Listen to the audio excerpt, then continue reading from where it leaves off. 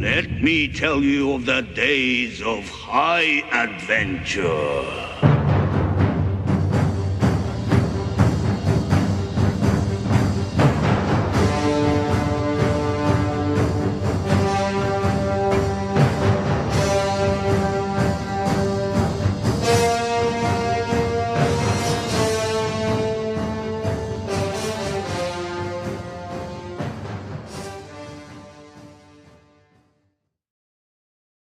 Hey there nation, welcome to the show. We help you to play miniatures wargaming on a budget. It is I, Commander CheapSkate, and now it's time for another edition of Age of the Realms. This is our series of Warhammer Age of Sigmar battle reports.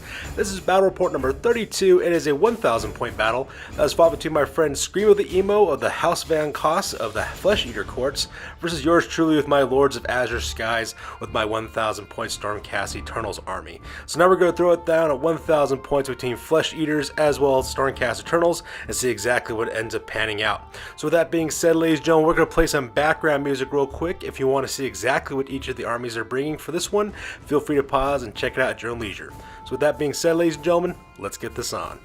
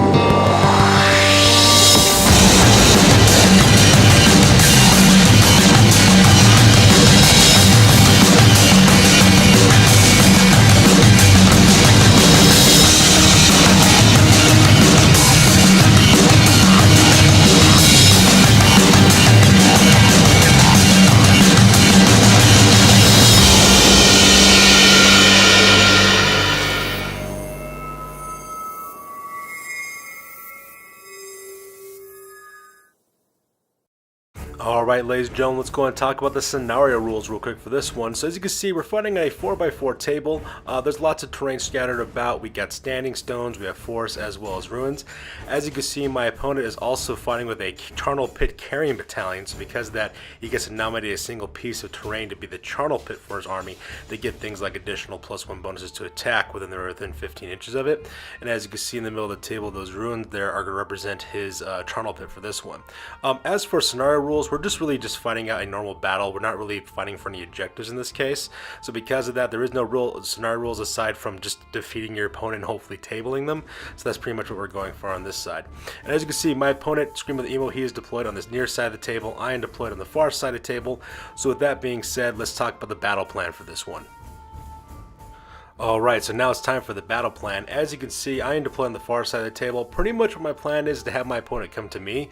I really don't want to get near that charnel pit right in the middle of the table there, which is represented by those ruins, because he gets bonuses to attack. So my plan is to have him kind of advance across the battlefield. Hopefully, I could whittle him down with some long-range fire from my Judicators as well as from my Dracoth. Hopefully cause enough injuries so that way by the time he catches up to me, I can chop him down to pieces. And that's pretty much what my battle plan is as well. I also plan on using the Scions of the Storm ability for both my Paladins, Retributors, as well as for my Prosecutors, so that way they can pop up behind the enemy lines or pop up along the flanks and hopefully kind of fully envelop him and destroy him that way. And that's pretty much what my strategy is for this battle report. Alright, so let's go ahead and talk about deployment real fast. As you can see, my army is located right smack dab in the middle of my deployment area. As you can see, I also have my large line of my 10 Liberators acting as kind of like a phalanx guard to protect my 5 Judicators, which are right behind them as well. And then right in the center of the formation in the back, I have my Lord Relictor, Lord Grim, as well as my Lord Ios of Azure Earth rather. He's on the right hand side. That's my Lord Celestin on Dracoth. And that pretty much makes up my deployment for this one. Alright, so let's go ahead and talk about deployment for the Flesh Eater Quartz. This is on the left hand side. As you can see, my buddy has 3 Crypt Horrors located here on the far left hand flank, and then right next to me he's got a huge unit of 20 ghouls as well, which is also kind of devastating because those guys have 2 attacks apiece, but they also get an additional attack if the unit has 20 or more models, and if they're within 15 inches of that ruin, they also get another +1 to attack for being near that charnel pit as well, which gives these ghouls 4 attacks apiece. Now granted, my opponent has to roll 4 up to hit as well as 4 up to wound, but if they're within range of his general, which is his Strigoi Ghoul King, they also get bonuses to reroll failed to hits as well as failed to wounds, so makes it pretty devastating to go up against. And that makes up his left hand flank. And making up his center deployment, as you can see, he has his general in the back rank. He's also got a small unit of 10 Crypt Ghouls that kind of act as a bodyguard for his Strigoi Ghoul King, which also kind of makes sense as well. And he's like right behind his 2 units of 20 ghouls, kind of going for this triangular shaped deployment where he's got 2 units up front and 1 in reserve. And that's pretty much how his center deployment looks. And finally, make up his right-hand flank. He's got another unit of 20 Crypt Ghouls, make up his right-hand side, and on the very far right-hand flank, he has another unit of 3 Crypt Horrors as well. So as like you see, he's got kind of like this flying wing type of deployment area where he has his Crypt Horrors on the flank, so that way he can flank out, and he can also suppress with his Crypt Ghouls as well. And that pretty much makes up his deployment for this battle report. Alright, so with deployment over, we go directly to the top at turn number 1 for the Flesh Eater Quartz. This is during the hero phase. As you can see, my buddy Scream of the Emo does a couple of things. The first thing he does, he uses his command ability onto that unit of Crypt Horrors on the left hand side.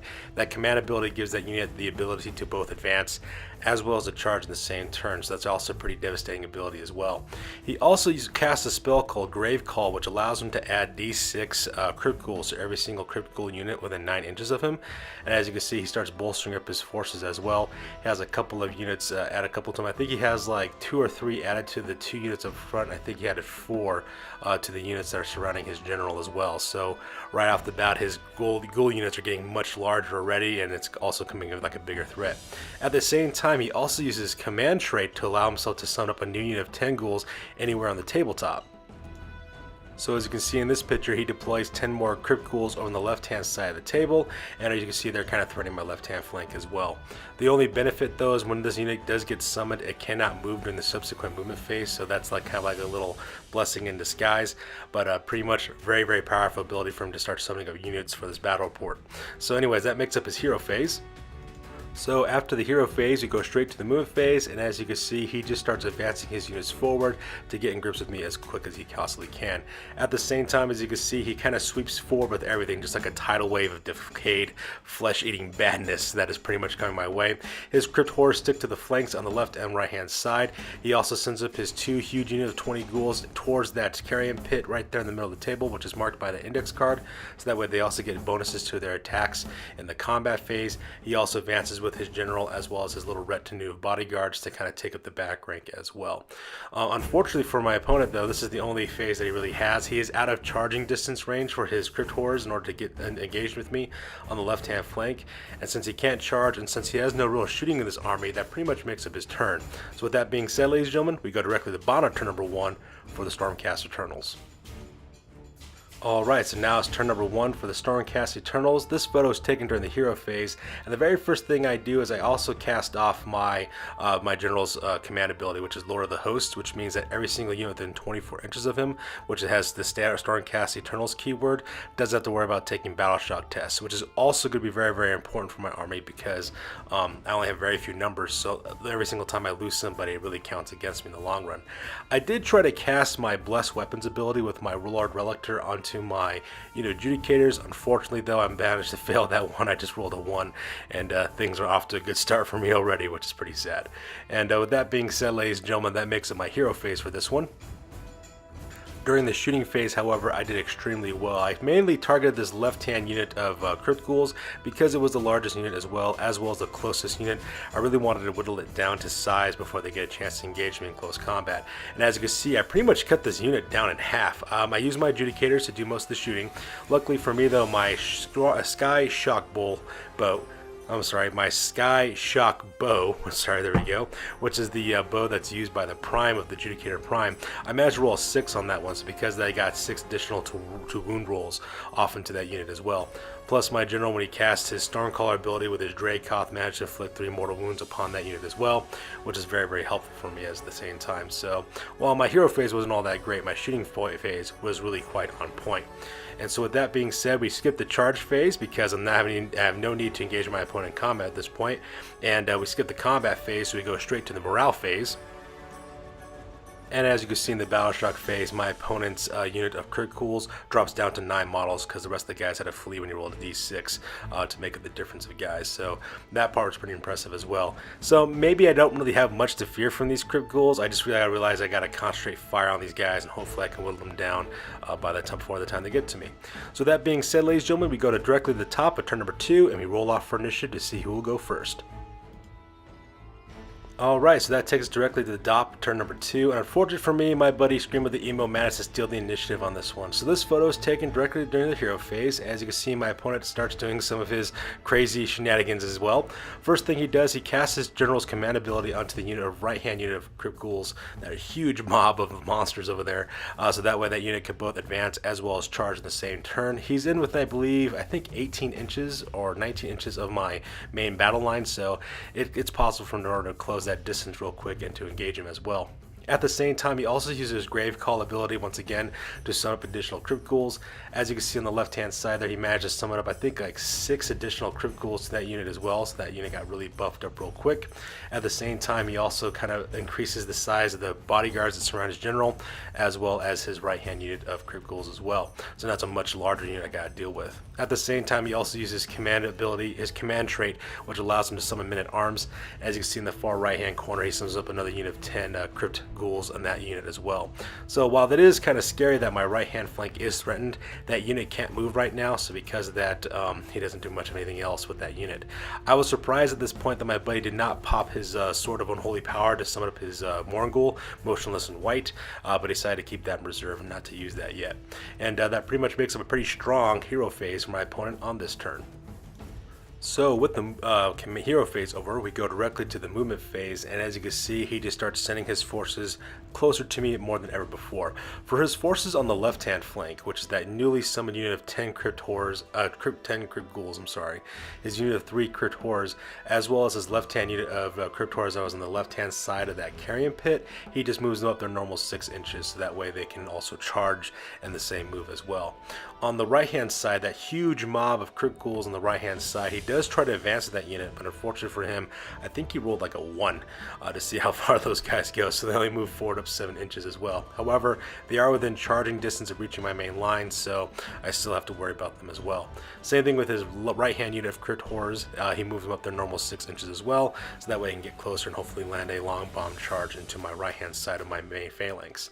And of course, on the right-hand side, his unit of Crypt Horrors, Crypt Ghouls that he just newly summoned, stay there because they can't move during this move phase. And finally in the back, as you can see, he has kind of like this encircling ability where he sends his Crypt Ghouls surrounding his general and keeps his general right in the middle, so that way his general is protected as well, because he's got the sneaky suspicion that I might pop my Paladin Retributors to kind of come in behind and take out his general, which is exactly what I'm planning on doing when it's my turn anyway. And that pretty much makes up the movement phase on this one. And because my buddy is playing a Flesh Eater Quartz army, we skip the shooting phase and go directly to the charge phase. And as you can see in this photo, he just sends in everything he possibly can. Unfortunately for my opponent, and luckily for me to be quite honest, most of his forces do not make their charges, so my guys can hopefully survive another round. However, his right-hand forces of his army, that huge unit of Crypt Ghouls, as well as those 3 Crypt Horrors, they do manage to engage in my unit of Liberators as well, so that part is kind of sad. I am a little worried because I found out later on that I was within range of my opponent receiving extra attack buffs from that charnel pit that's in the middle of the table, so I will have to worry about fighting 4 attack Crypt Ghouls.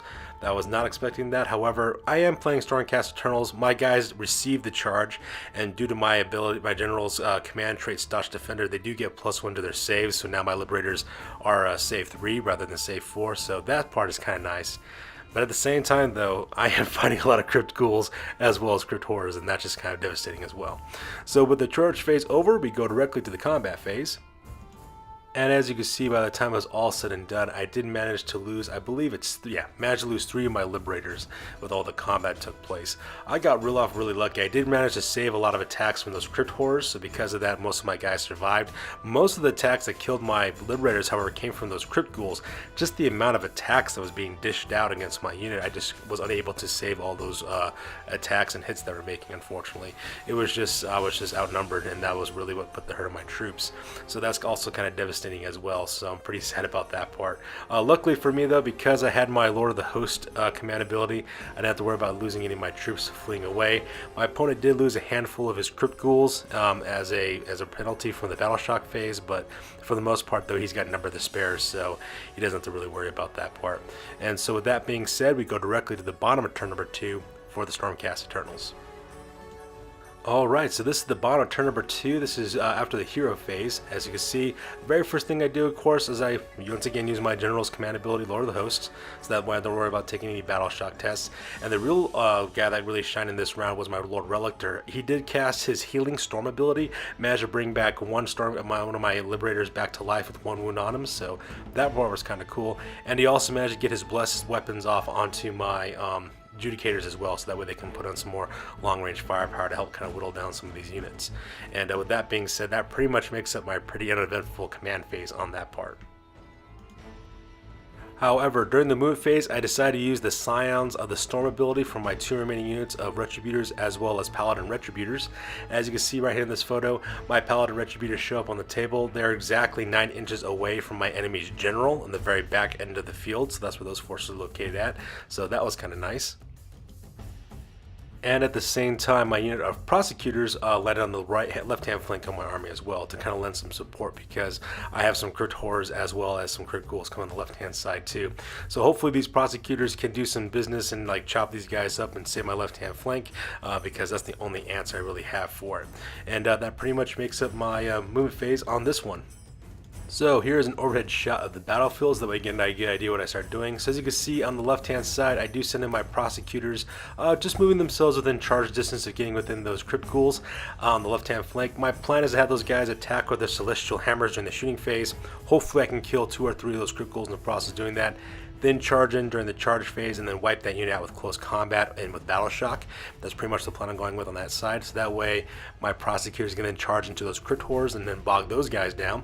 At the same time, on the bottom of the page there, as you can see, my 5 Paladin Retributors just move up their normal 4 inches because these guys are slow as all get out, and they're within charge range of that unit of Crypt Horrors as well, Crypt Ghouls and the general from my opponent. So hopefully I can take out Scream of the Emo's general, and then that way I can stop all this summoning additional new Crypt Ghouls onto the battlefield. And that pretty much sums up my movement phase. So with the moving phase over, as you can see, we go directly to the shooting phase, and actually I had a pretty impressive shooting phase going up against these Crypt Ghouls as well as Crypt Horrors on my right hand flank. The first thing I did is I opened up with my Adjudicators. Unfortunately, they didn't do so much of a great job. My Shockwave Skybolt, or whatever that's called, the weapon that the Prime uses, I only managed to get 1 hit off, so because of that I wasn't able to get as many wounds rolls as I usually do, even with the Bless the Weapons ability. So because of that, I did manage to kill like a handful. I think I killed 3 or 4 of those Crypt Ghouls, but the real top performer was my general. His Dracoth managed to land a shot right between those 2 units, so because of that, that unit of Crypt Horrors takes 3 mortal wounds, as well as that unit of Crypt Ghouls, they also take 3 mortal wounds as well, which is also very helpful to help on my army at this point. So that pretty much makes the shooting phase and the center portion of my battle lines. Meanwhile, over here on the left-hand flank, my prosecutors managed to kill 1 Crypt Ghoul is all they managed to do at that point. So, not so impressed with the prosecutors at this point. I'm actually kind of disappointed in their performance so far. Every single battle report I brought these guys into, they haven't been particularly all that impressive, so I am a little bit worried about using these guys in future battle reports. But, you know, at this point, this is what I have in my army, so that's what I have to use. So after that really disappointing shooting phase, we go directly to the charge phase. As you can see in this photo, the only thing that really charges in forward is my Lord Celestant upon the Dracoth, which is my Lord Ios of Azur's Earth. As you can see, I charge them directly into that unit of crit horrors. They already have 3 mortal wounds on them already, plus my general also gets bonus attacks for charging, and the Dracoth is pretty good at close combat, so hopefully I can just chop this unit down to size, if not completely eliminated by the end of the combat phase. And that's the only thing I really charge in here in the center portion of my battle lines. Meanwhile, in the back end of my opponent's deployment area, I do manage to successfully charge in my Paladin Retributors into that unit of crit ghouls, so that way they can get to my opponent's general, and hopefully I can Thunder Blast that guy into the next world, because I really need to stop that general from snubbing up stuff, and hopefully I'll be able to kill him before he uses his Sword of Unholy Power and bring on that Morgul, because once that Morgul comes on the table, it's going to be pretty devastating if I don't have an answer for that. And that makes up the charging phase of my enemy's deployment area. And finally, as you can see in this photo, I do charge in my prosecutors into that unit of 10 crit ghouls. And hopefully I can defeat those guys in close combat, and then that way I can deal with the crit horrors that are right behind them. So with the charge phase over, we go directly to the combat phase as well as the Battleshock phase. Alright, so this is the aftermath of the combat phase as well as the Battleshock phase, and as you can see in this photo, I do a really good job with my Liberators. Those guys just swung right out of the box, and as you can see, I dropped that unit of crit ghouls all the way down to 5 guys left, so that part's pretty impressive. However, the main star of the battle was my Lord Celestant on Dracoth. Not only did he get 3 extra attacks with his Tempestos Hammer, because I rolled a 6 on my D3 roll for his additional attacks, but my Dracoth, particularly for his wound rolls, was rolling 6s, so because he was causing 3 damage with everything that he had with his ferocious claws and his fangs, managed to tear that unit down to size. So that part was pretty amazing. I was really happy with the way that my Lord Celestant performed in that battle report. Also, I forgot to mention that a lot of those crypt ghouls that my Liberators went up against, a lot of those guys ran away to do the Battleshock test, so that was also kind of cool as well. However, over here on the left-hand side of the battlefield between my prosecutors and crypt ghouls was absolutely horrible. I just flooded my attack rolls. I rolled a bunch of 1s and 2s for my prosecutors. However, my opponent, because he was within range of his Charnel Pit, had a whole lot of attacks coming my way. And as you can see, he managed to kill 2 of my prosecutors, leaving my prosecutor Prime alone by himself. At this point, I'm not really satisfied with prosecutors. I'm not really sure if I'm not using them correctly or if they're just not that good. I'm really not sure at this point. I really got to reevaluate keeping these guys in my army, because they have been stellarly underperforming for my army at this point. But, you know, I'll take what I can get at this point. So with that being said, ladies and gentlemen, let's go to the bottom of the battlefield for that next part of the combat phase. Now, while my prosecutors were horrible, my paladins, on the other hand, were absolutely stellar. I rolled a bunch of 6s for these guys to attack, so because of that, they did cause 2 mortal wounds. By the time it was all said and done, I managed to wipe out that entire unit of crypt ghouls, not just with close combat, but the remainder also ran away as well. So now the only thing that's left for me to kill is my opponent's general. So that part was kind of nice to see that working out for me on the battlefield as well. So with the combat phase as well as the Battleshock phase over, we go directly to the top at turn number 3, and we roll off for initiative. And unfortunately for me, my opponent takes the top of turn number 3 as well. I was really hoping that I would be able to steal the initiative on this one, so that way my paladins can charge in to my enemy's general and then chop him down with hammers, so that way he will not be able to use the Sword of Unholy Power. But unfortunately, the dice gods were not with me on this one. I think I rolled a 4 for my initiative test, and I think my buddy Scream of the Emo rolled a 5. He beat me by 1 point, so because of that, he gets to go first. So as you can see in this photo, the very first thing that he does is he uses Sword of Unholy Power. You can kind of make it up here in the right hand corner, but don't worry, I'll show a close up real quick.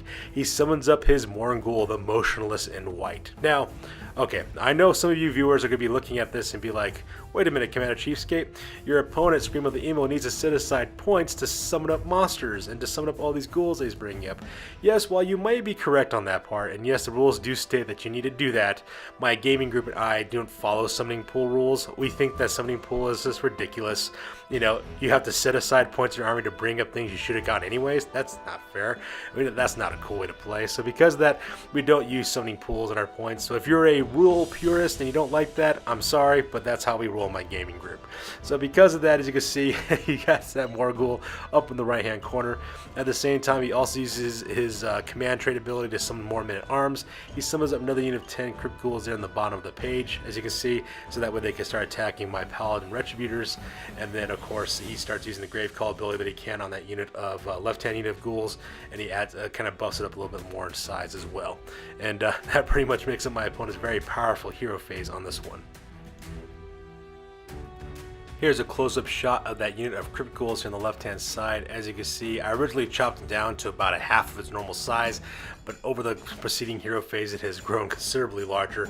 As you can also see there, I also got that Necromunda Skull die there, and the reason why is to represent the fact that he also uses command ability for that unit, so that unit could both advance as well as charge in the same turn as well. So that's pretty devastating for me. And over here on the right hand side is a close-up of his Morgul that he just newly summoned using the Sword of Unholy Power. That is motionless in white. That's the name of his creature that he brought there. I'm absolutely terrified of that thing. That thing has a 3-up save. It ignores rend rolls. It can generate additional attacks for every hit roll of 6 that it generates. It causes, I think, 2 damage for each one of its claw attacks that it has. It also makes you have -1 to hits depending on what your bravery level it is at. That thing is ridiculously strong and also very, very scary. So I am kind of worried about taking that thing on, but at the same time though, if I do manage to kill this thing, that would be pretty freaking awesome as well. But anyways, that's the close-up for the hero phase on this part. So with the movement hero phase over, we go directly to the movement phase, and as you can see, everything that it can move does move towards my center phalanx as well. As you can see on the left-hand side, he moves up his Crypt Horrors as well as Crypt Ghouls to threaten the left-hand flank of my army. At the same time, he also on the right-hand side goes for another pincer attack with his Morgul as well as his 10 unit of Crypt Ghouls in order to flank my right-hand flank. And this picture doesn't show it because I took this picture a little bit early on an accident. My opponent also takes his general and also moves him on the other side of that Charnel Pit, just so he can put himself a little bit more distance between his general as well as my Paladin Retributors. And that pretty much makes up the movement phase for this one.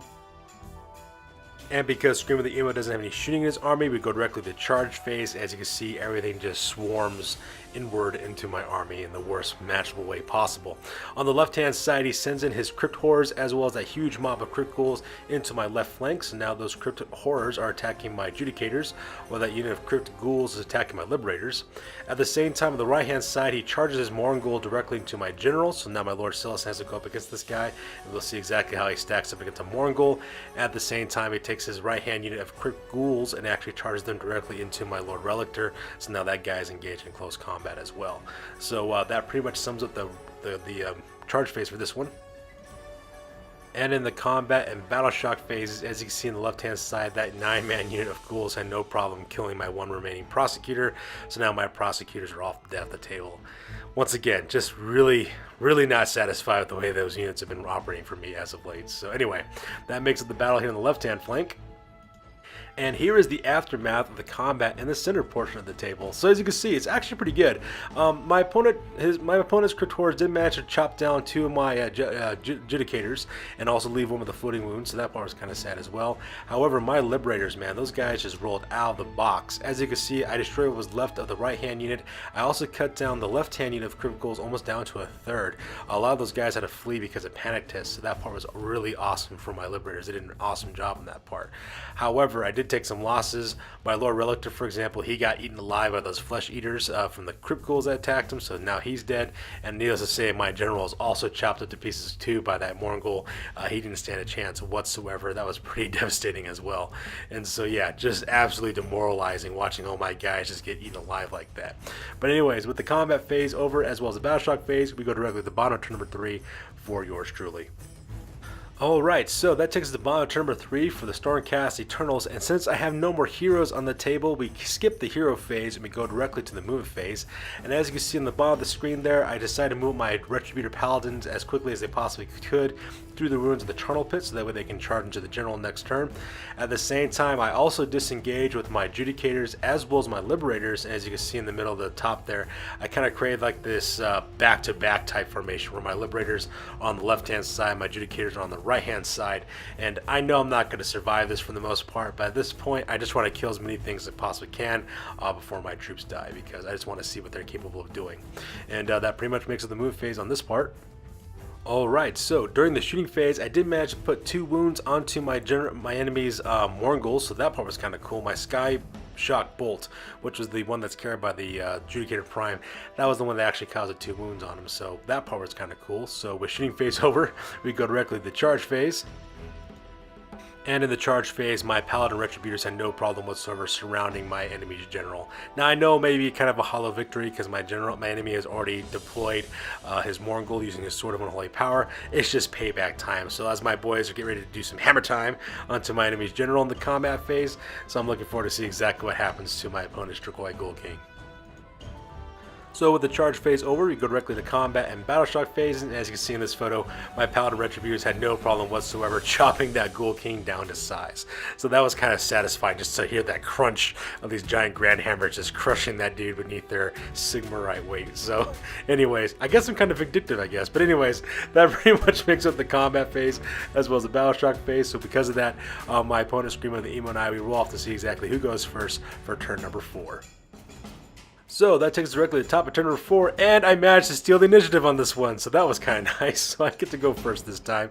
Fortunately for me, I have no heroes, so because that way I skip the hero phase and I go directly to the movement phase. And as you can see in this photo, I still have my little back-to-back formation with my Liberators as well as my Adjudicators, and I move up my Paladin Retributors, their maximum movement allowance, to get ready to charge into the Motionless and White. That thing is carrying 2 wounds.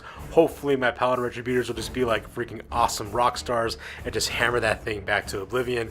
I know it's kind of wishful thinking, but you know, a man can dream. A man can dream. So during the shooting phase, I do manage to put another 2 more wounds onto my opponent's Morgul, so now that guy is carrying 4 wounds, so things are definitely looking up. Now granted, this Morgul has wounds for days, and if he manages to kill anybody in the next combat phase, he gets to heal up D3 wounds as well. But you know what, I'll take that chances as best as I possibly can. So with that being said, and shooting phase over, we go directly to the charge phase. And as you can see in this photo, my Paladin Retributors finally make that charge. I think I rolled boxcars actually when they actually rolled to see how far they went. So I got very, very lucky in my charging abilities. Now, in the next combat phase, my Paladin Retributors will be going to town onto the, the Morgul. So with that being said, we go directly to the combat phase as well as the Battleshock phase. And as you can see in this photo, things did not go exactly according to plan during the combat and Battleshock phases. In the end, my Paladin Retributors, I think, were able to put 1 or 2 wounds onto the Morgul. So I think it brought it to 6 wounds, I think is what I ended up doing. However, that Morgul, Morgul, I think is how you pronounce it.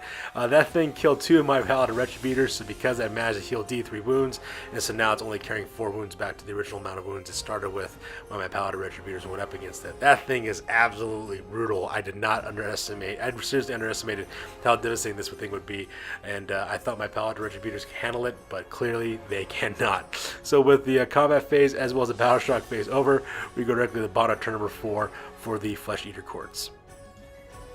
So this is the shot of turn number 4 for the Flesh Eater Courts, and just like me, my opponent Screamo the Emo doesn't have a general, doesn't have any characters, so because of that we skip the hero phase and we go directly to the movement phase. And as you can see in this photo, he just starts positioning his forces to surround what's left over of mine. As you can see in the top of the screen there, he's got his 10 Crypt Ghouls getting ready to charge into the left-hand flank of my Adjudicators. He's got his 2 waves of Crypt Ghouls getting ready to line up to charge into my Liberators, same thing with his 3 Crypt Horrors, and all he has to really do is wait to the charge phase to kind of finish me off. And that pretty much makes it the move phase for his army on this one. And in the charge phase, you can see he just sends in a tidal wave of flesh-eating destruction charging into me. My Adjudicators are now engaged, same thing with my Liberators. They're also engaged as well. Luckily for me, my opponent's little 9-man unit of ghouls over there in the back didn't get a chance to charge. They just failed their charge phase. So because of that is kind of nice, but at the same time though, I'm pretty certain that this will kind of destroy my army at the end.